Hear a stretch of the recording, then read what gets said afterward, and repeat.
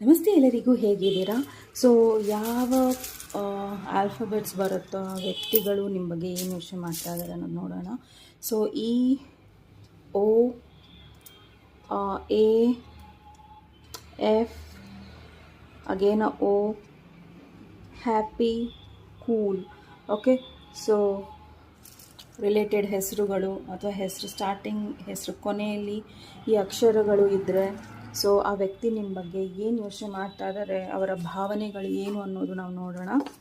So Vighneshwara, angels, universe, Shri Krishna, ದಯವಿಟ್ಟು ಈ ವ್ಯಕ್ತಿಗಳ ಭಾವನೆ ಏನು ಅನ್ನೋದನ್ನು ತಿಳಿಸಿ.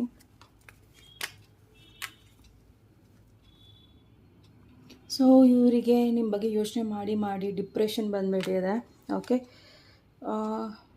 ನಿಮ್ಮ ಎಲ್ಲ ಮೆಮೊರೀಸ್ನ ಇವರು ಯೋಚನೆ ಮಾಡ್ತಿರ್ತಾರೆ, ಚೆರಿಷ್ ಮಾಡ್ತಾರೆ, ಬೇಜಾರು ಮಾಡ್ಕೊಳ್ಳಲ್ಲ. ಐ ಥಿಂಕ್ ಒಳ್ಳೊಳ್ಳೆ ಮೊಮೆಂಟ್ಸ್ ಇರುತ್ತಲ್ಲ ಅದನ್ನೆಲ್ಲ ಅವರು ಮೆಲ್ಕು ಹಾಕ್ತಿರ್ತಾರೆ. So is missing you a lot here. Okay, I want to marry you.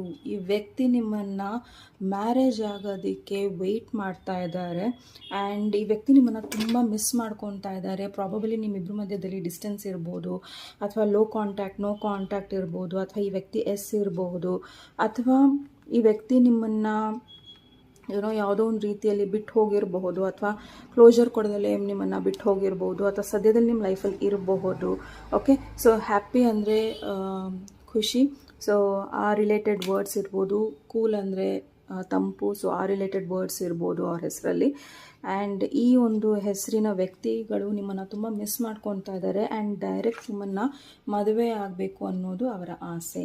So ನಮಸ್ತೆ, ಟೇಕ್ ಕೇರ್.